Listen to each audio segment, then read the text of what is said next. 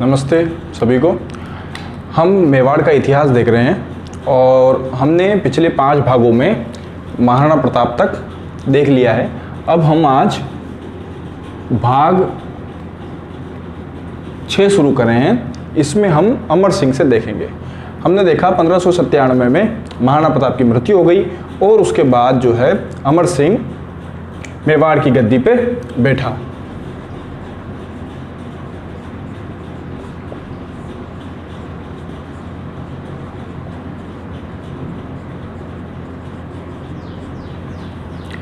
अमर सिंह इधर मेवाड़ की गद्दी पे बैठा और उधर जो है मेवाड़ की परेशानियां वापस शुरू हो गई।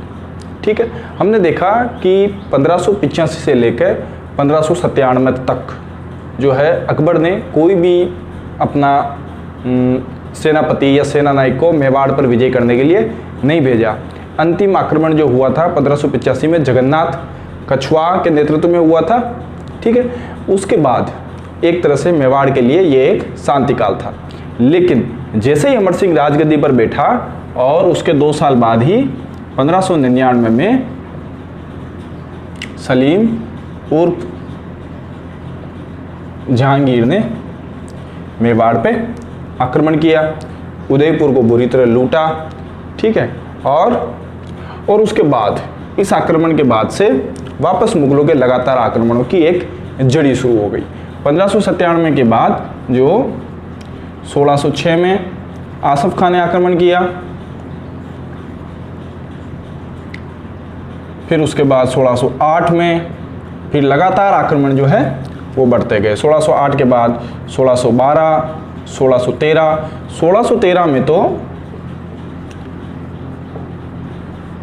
जहांगीर खुद जो है वो स्वयं अजमेर आ गया और उसने आक्रमण का संचालन किया अजमेर से।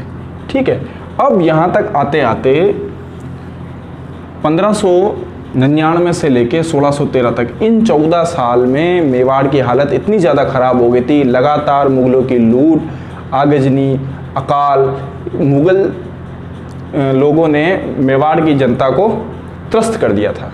ठीक है, अब मेवाड़ की जनता भी जो है वो शांति चाहती थी, इसलिए सामंतों ने और ख़ास तौर से करण सिंह ने, जो अमर सिंह का पुत्र था, उसने अमर सिंह पे दबाव बनाया कि अब है हमें मुगलों से संधि कर लेनी चाहिए। ठीक है, क्योंकि मेवाड़ एक छोटा सा राज्य है और आखिरकार कितने आक्रमणों का सामना करेगा। तो इसकी पूर्व पीठिका बैठी और आखिरकार जहांगीर भी यही चाहता था कि जो मेवाड़ का राज्य है उसके पिता अकबर के सामने भी नहीं झुका, उसको झुकाने और संधि करने का जो गौरव है वो जहांगीर को मिल रहा है। तो जहांगीर ने अपनी तरफ से सलीम को इसके लिए, खुर्रम को इस संधि के शर्तें और ये तय करने के लिए नियुक्त किया और महाराणा की तरफ से शुभकरण और हरिदास ओझा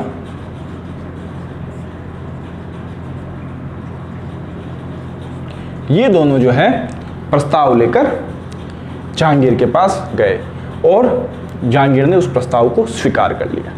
ठीक है, दूसरे राज्यों की संधि में और मेवाड़ की संधि में सबसे बड़ा अंतर ये रहा कि मेवाड़ में महाराणा को दरबार में उपस्थिति से छूट दी गई। ठीक है, इसके बदले में युवराज यानी इस समय कौन था, करण सिंह, ये मुगल दरबार में 1000 घुड़सवारों के साथ उपस्थित रहेगा।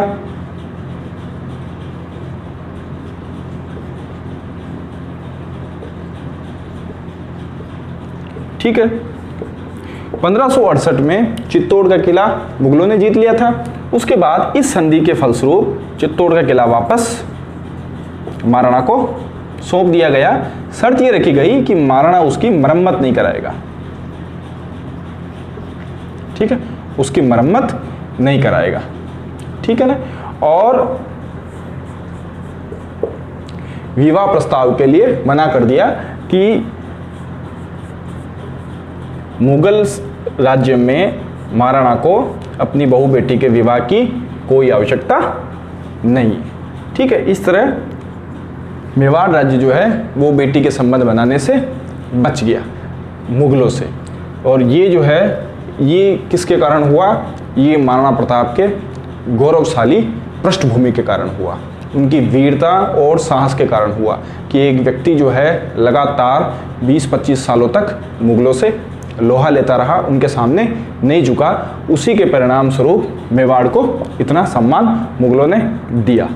ठीक है, अब इसके बाद अमर सिंह उदास रहने लगे और कहीं ना कहीं ये जो संधि है ये अमर सिंह को मन ही मन में खलती रही, क्योंकि महाराणा प्रताप के जो विजय अभियान था या महाराणा प्रताप का जो स्वतंत्रता के प्रति जो संघर्ष था, उस संघर्ष में अमर सिंह की भूमिका भी कम नहीं थी। हमने देखा दिवेर का युद्ध जो है वो बिल्कुल अमर सिंह की वीरता के लिए जाना जाता है। तो अमर सिंह दुखी रहने लग गया और उसका जो अंतिम समय है अमर सिंह का, वो कहाँ बता? राजसमंद में। ठीक है, राजसमंद में एक झील के किनारे ये रहने लगा था और वहीं इसका देहावसान हो गया। अब अमर सिंह के बाद जो है वो राजा बना करण सिंह।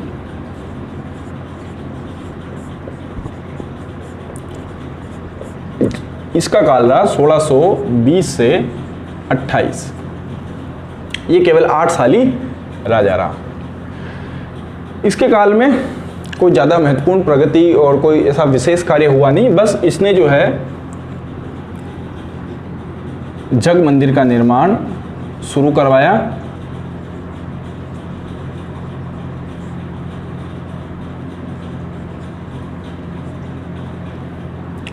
पिछोला में जो महल बने हैं उसका निर्माण किसने शुरू कराया? करण सिंह ने। और ये जगत सिंह के काल में जाके फिर वो निर्माण कार्य पूरा हुआ। इसने खुर्रम को उन्हीं महलों में शरण दी थी और उसके बाद जो है उसको दक्षिण की तरफ भी रवाना कर दिया। तो एक तरह से खुर्रम से इसने मित्रता कर ली और वही जो है आगे जाके बादशाह बना था। ठीक है, तीसरा इसने मुगल ढांचे पे मेवाड़ के परगनों का विभाजन किया। ठीक है, मेवाड़ को भी जो है छोटे छोटे परगनों में विभाजन किया ताकि जो उनकी आय का ठीक से आकलन हो सके और मेवाड़ का राजस्व बढ़ाया जा सके।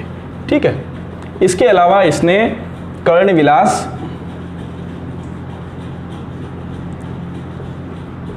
और दिलखुश महल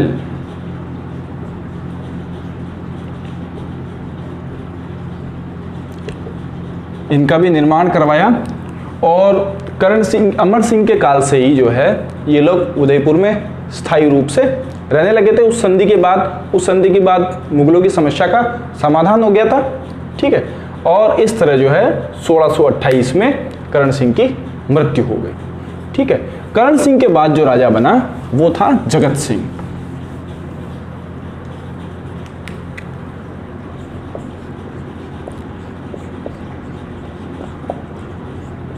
सोलह सौ 28 से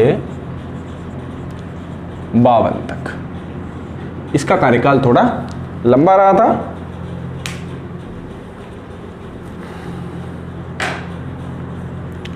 अपने को ध्यान में है कि कर्ण सिंह ने जल महलों का निर्माण कार्य शुरू किया था। तो उन जल महलों के निर्माण को का अंत जो है या निर्माण पूरा निर्माण कार्य इसके काल में पूरा हुआ था। ठीक है, इसने उदयपुर में एक जगदीश मंदिर का भी निर्माण करवाया और इस जगदीश मंदिर को इसकी सुंदरता और विशालता के कारण जो है वो सपने में बना हुआ मंदिर भी कहते हैं। इस जगदीश मंदिर का जो वास्तुकार था वो था भाणा और उसका पुत्र मुकुंद। ठीक है, ये दोनों जो है इसके वास्तुकार थे और ये जो मंदिर है वो नागर पंचायतन शैली में बना हुआ है।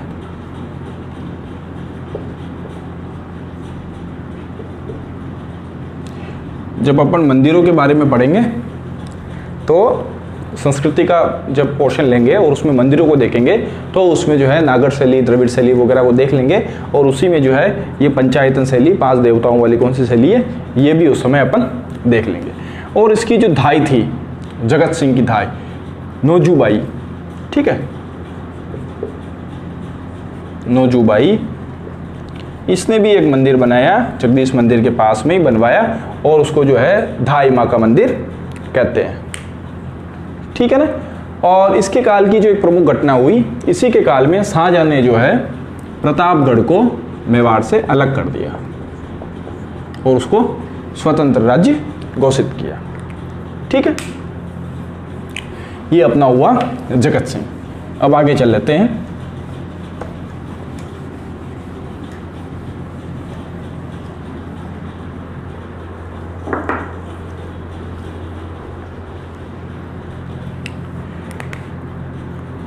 राज सिंह का जो कार्यकाल रहा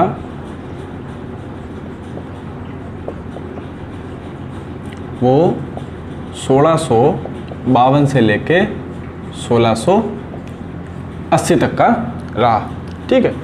राज सिंह जो है अपने पूर्ववर्ती जो जगत सिंह और करण सिंह थे उनसे अलग मनस्थिति का व्यक्ति था, और ये जो है इसको हम अगर इस शासक को रखना चाहें तो हम कुंभा, सांगा और महाराणा प्रताप वाली जो सीरीज़ है उसमें इसको रख सकते हैं।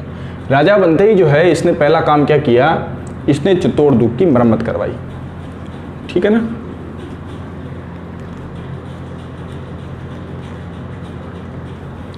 चित्तौड़ दुर्ग की मरम्मत का काम करवा दिया। एक मिनट,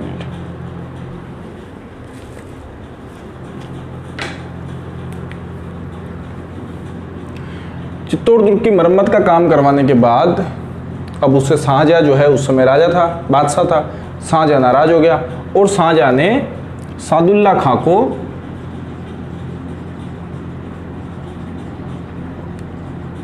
$30,000 की सेना के साथ भेजा, ठीक है।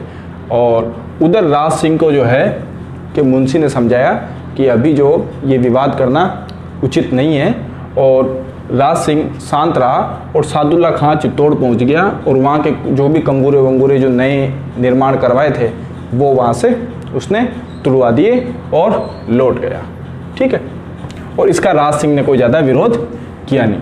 उसका कारण था कि 30,000 की सेना का मुकाबला करना शायद मेवाड़ के लिए जो है मुश्किल भरा कदम हो सकता था, और चित्तौड़ की मरम्मत कराना एक साहसपूर्ण कदम इसलिए था क्योंकि मुगल मेवाड़ संधि के तहत साफ स्पष्ट शब्दों में लिखा था कि चित्तौड़ राणा जो है चित्तौड़ के किले की मरम्मत नहीं करवाएगा। और चूंकि राज सिंह जी जो है वो अब राजघराने के साथ उदयपुर शिफ्ट हो गए थे, और उदयपुर ही अब जो है मेवाड़ की राजधानी था। चित्तौड़ में कोई ज़्यादा विशेष जो है अब सत्ता का केंद्र था नहीं, तो इसलिए इस चुनौती का सामना करना राज सिंह ने उचित नहीं समझा। अब जो है 1657 के आसपास शाहजहां हो गए बीमार।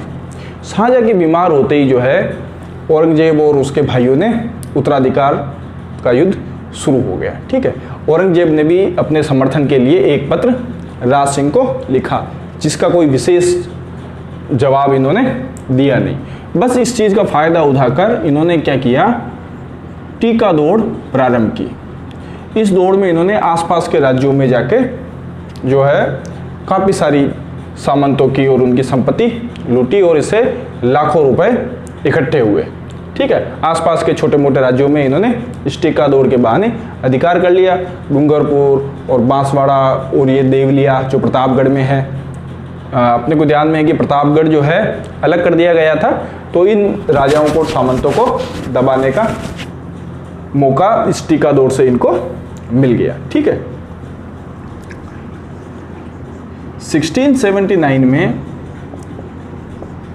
औरंगजेब ने हिंदुओं पर जजिया लगा दिया, जिसका भी जो है राज सिंह जी ने विरोध किया, और इस विरोध का जो एक पत्र इन्होंने लिखा है, कुछ विद्वान हालांकि उसे संभाजी का पत्र भी बताते हैं, पर टोड और दूसरे जो विद्वान हैं वो मानते हैं कि ये काम जो है केवल राज सिंह ही कर सकते हैं, क्योंकि उदयपुर हवेली का गार में भी उस पत्र की संक्षिप्त प्रति अभी पड़ी हुई है, ठीक है ना। और लगभग इसी काल में 78-79 में जब मारवाड़ के शासक जसवंत सिंह की मृत्यु हो गई थी, जसवंत सिंह की मृत्यु होने के बाद औरंगजेब ने जोधपुर को खालसा घोषित कर दिया और अजीत सिंह को, उसके पुत्र अजीत सिंह को वहाँ का राजा मानने से इनकार कर दिया। तो उस कठिन परिस्थिति में मारवाड़ का जो साथ दिया वो दिया राज सिंह जी ने।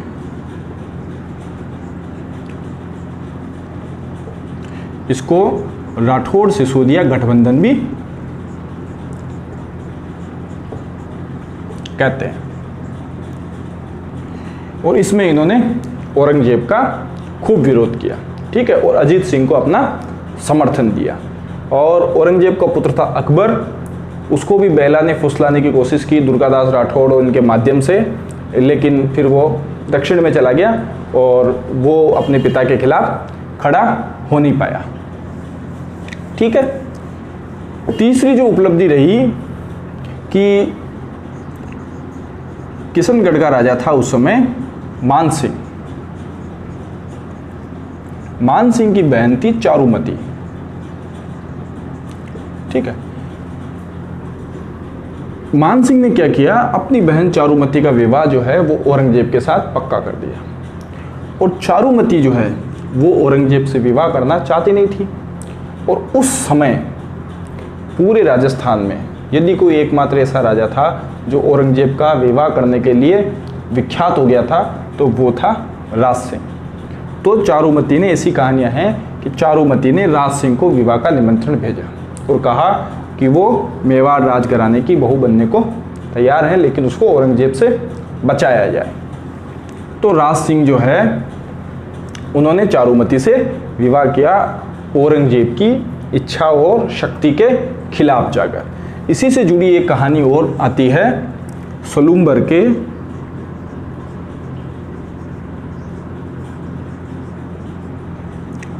रावत रतन सिंह की।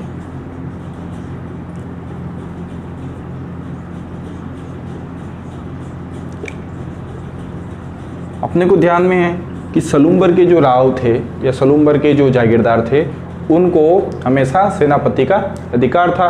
हरावल दस्ते का नेतृत्व तो भी यही करते थे चुंडा के कारण, ठीक है ना।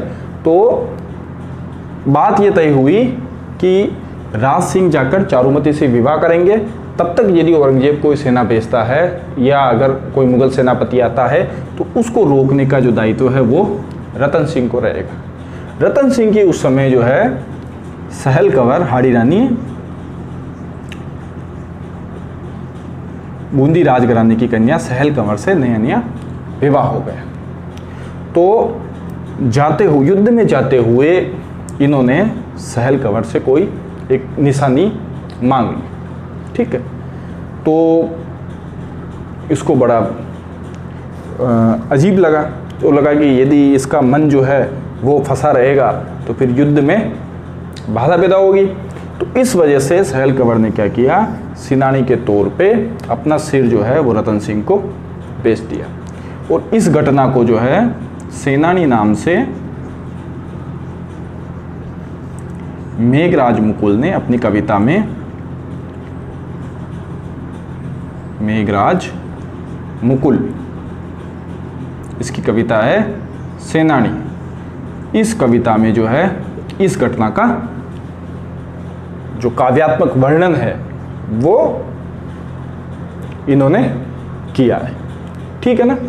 ये राजनीतिक पक्ष रहा और अपने प्रपितामह कुंभा की तरह जो राज सिंह का है एक सांस्कृतिक पक्ष भी रहा।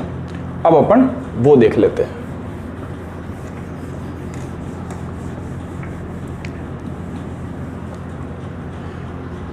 1668-69 में औरंगजेब ने एक फरमान जारी किया कि मथुरा और वृंदावन के सारे मंदिर तोड़ दिए जाएं। तो फिर जो है मथुरा से जो पंडित पुरोहित वगैरह थे, जो वहाँ के संप्रदाय के वल्लभ संप्रदाय के आचार्य वगैरह थे, वो वहाँ से मूर्तियाँ ले लेकर मेवाड़ की तरफ रवाना हुए। उसमें जो है दामोदर दास जी मथुरा से श्रीनाथ जी की, द्वारकाधीश जी की, इनकी मूर्तियां लेकर कहाँ आ गए? राज सिंह के यहाँ। तो इन्होंने नाथ द्वारा में तो मंदिर बनवाया और यहाँ स्थापना करवाई श्रीनाथ जी की। ठीक है। कांकरोली में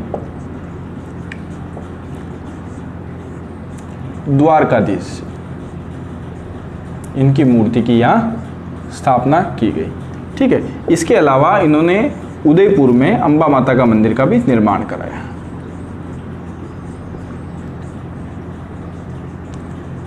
अंबा माता के मंदिर का निर्माण करवाया।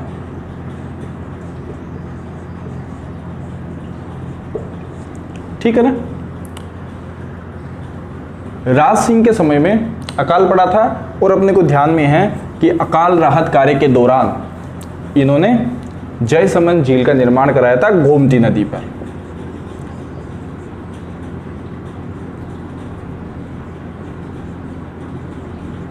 जयसमंद झील गोमती नदी पर। और यहाँ जो है राज प्रशस्ति का निर्माण भी हुआ था रणछोड़ भट्ट तेलंग के द्वारा। वो अपन ने जब शिलालेख पढ़े थे तो उस समय इसको वहाँ अपन ने देख लिया था। ठीक है। इसके अलावा इन्होंने त्रिमुखी बावड़ी,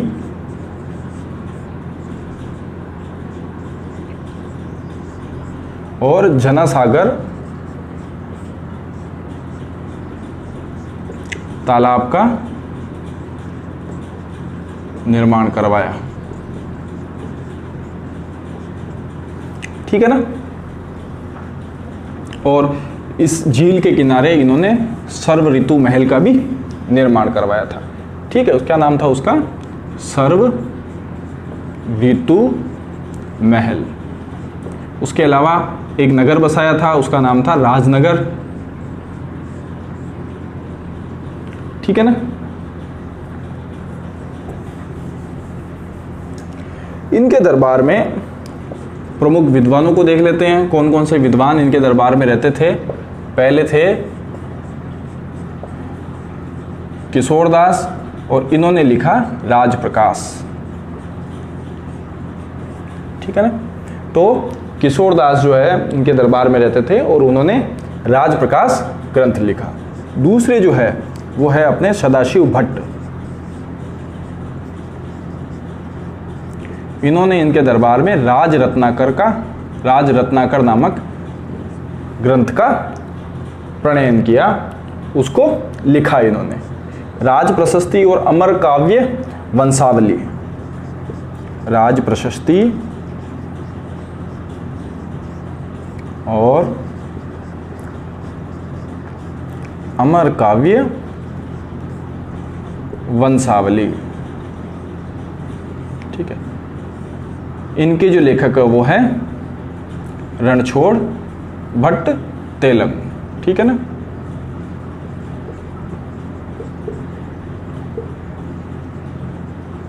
ये साउथ इंडियन ब्राह्मण थे। ठीक है ना।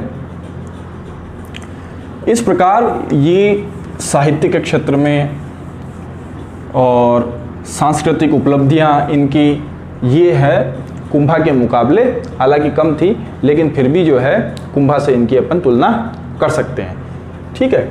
इसलिए इनकी जो दो प्रमुख उपाधियां थी, एक तो थी विजय कटकातु, यानी युद्धों को विजित करने वाला था। अपने को ध्यान में इन्होंने टीकादौड़ के टाइम में और आसपास के क्षेत्रों को जीत लिया था। और भी इन्होंने जैसे डूंगरपुर, बांसवाड़ा, देवलिया, इन ठिकानों पर भी उस समय आक्रमण किए थे और जो है अपना दबदबा पूरे क्षेत्र में कायम रखा। और मेवाड़ के कई सारे खोए हुए जो प्रदेश थे उन पे भी जो है इन्होंने अधिकार कर लिया।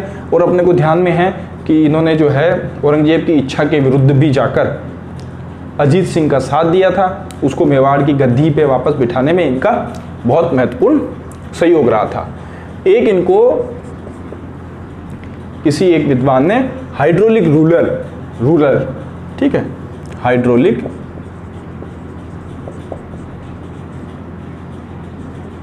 रूलर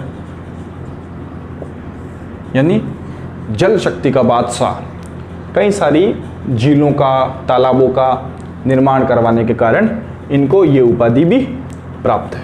ठीक है, विजय कट कातू तो इन्होंने स्वयं ने ये उपाधि धारण की, ये बाद के लेखकों ने जो है इनको ये उपाधि भी, अंग्रेजों ने ये उपाधि इनको राज सिंह जी को दी। ठीक है, अब राज सिंह जी के बाद जो है अगले शासक बने, वो बने थे जय सिंह। इनका काल रहा 1680 से लेके 1698 ईस्वी तक। राज सिंह जी की और औरंगजेब की कभी बनी नहीं, इनके जो है हमेशा मुठभेड़ चलती रही। औरंगजेब जो है वो भी अब राजा बन चुका था। ठीक है, और बार बार उसने जो अपनी कुछ टुकड़ियां मेवाड़ की तरफ भेजना शुरू कर दिया था, इससे मेवाड़ की वापस परेशानियां बढ़ने लगी। तो जय सिंह जी को जो है उनके सामंतों ने यह सलाह दी कि मेवाड़ को जो है इन सब चीज़ों से बचाने के लिए हमको औरंगजेब से संधि कर लेनी चाहिए। तो इन्होंने 1681 में राजा बनते ही औरंगजेब से संधि कर ली। ठीक है, संधि कर ली और जो है पूर्व बदनौर और मांडल, ठीक है, ये है भीलवाड़ा में, ये दोनों जो क्षेत्र है, ये एक्चुअली तीनों क्षेत्र जो है वो भीलवाड़ा में है। ये परगने जो है इन्होंने झझिया के बदले,